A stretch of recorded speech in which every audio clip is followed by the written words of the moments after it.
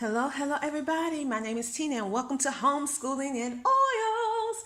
Well, today I'm going to be showing the inside contents of the Prentice Hall literature. Now, this is a public school textbook. So if you're not really into public school textbooks, then this is not going to be the video for you. But for those of you who really don't care, I jump around. Some things I do like to use public school textbooks for, and some things I don't.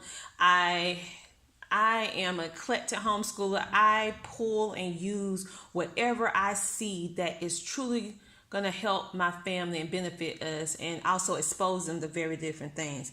Now, out of all the different books that's out there that are public school, I particularly love myself some Prentice Hall literature books, and I also really like some Scott's Foreman's and McGraw. Some I don't like all of them, but there's certain ones in certain genres that I really like. Now, these two particular ones, I have not used the complete book. I just like certain stuff out of it, and I do have the audio books as well.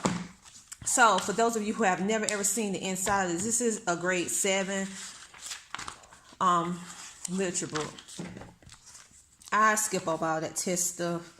I like certain stories in it. I just want to show you some of the stories that are in it and how the format of the book is, just in case you are one of those homeschoolers that really flourishes when you have something that is already planned out for you. Because at the end of the day, all of us are homeschoolers. We all on a different way of how we want to accomplish our homeschool, and so some of us do need something planned out for us. That is not, it's not anything wrong with that. So never let anyone make you feel like you're less than a homeschooler if you need to have a box curriculum and you can't create your own lesson plans, or you don't feel like doing your own lesson plans. Never let anyone make you feel less than because you decide to use something that is pre-prepared versus you're preparing it yourself. It doesn't matter. It really doesn't matter. So for those of you who need something prepared and you like to follow something verbatim, these are some good ones because it touches a little bit of everything. You're going to have reading and vocabulary. You have definitions and words. It has some engaging stories. I have not read all the stories, so if you get this book and you see something that you don't particularly like, please don't comment and say, Tina, did you know this book had this in it? And blah, blah, blah. Let me give you the disclaimer. I have not read every single,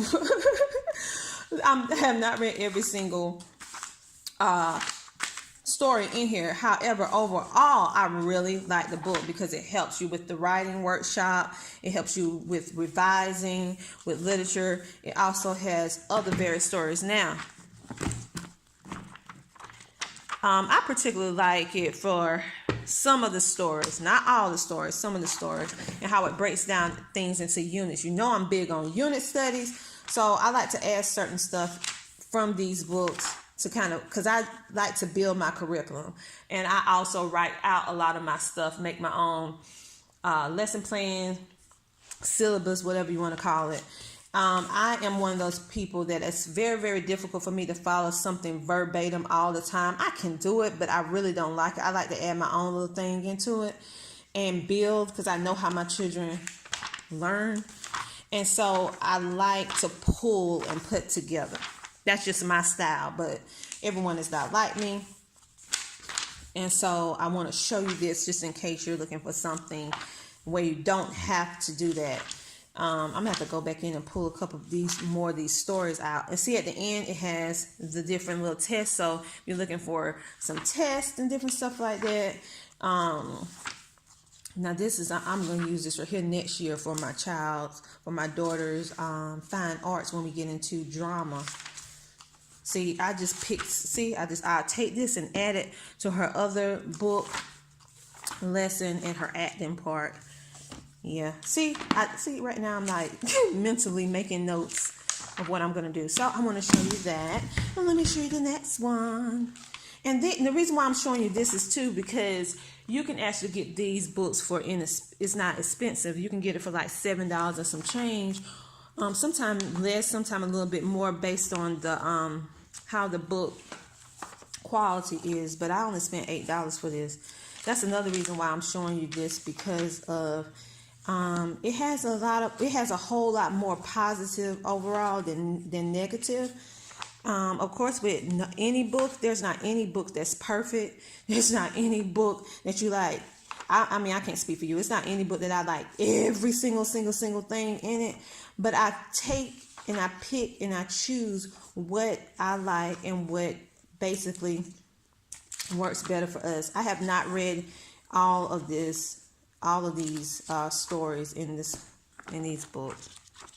So some of this stuff, I'm looking at it. I already looked through the whole book, but we haven't used the entire book yet, because I'll take some of this out and I put something else in the place of it that falls into that same genre if I don't particularly like the story. So I find another literature book or another story or another activity that falls within that same category or whatever they're talking about here, but I just didn't like the way it was presented. So I'll pull that same type of information under that topic, but I'll pull it from another resource. And so technically we finished this, but I had to finish it another way because sometimes I don't really care for some of the stories or some of the way that the information is presented, but I like the format and it keeps me on track. So I would keep the format, but pull the resource that is dealing with that same topic or whatever like that, if that made any sense to you. So just wanted you to see the inside of it. Now this, one thing I do love about this particular one, and I'm sorry about walking off, is that you can get all kind of little cool and neat little stuff to go with it. And it's not expensive. So you can have your reader's notebooks to kind of help you walk through this. You can have this is like the answer key and the teacher guide to help you. You can they also have a whole section on fine art where it shows you the artist and give you a rundown of the history and the time period. They also have audio books. They also have the reading books they have the textbook itself on audio book, and they also have the reading notebook on audio. So if you have a child that has dyslexia or any kind of learning difference that deals with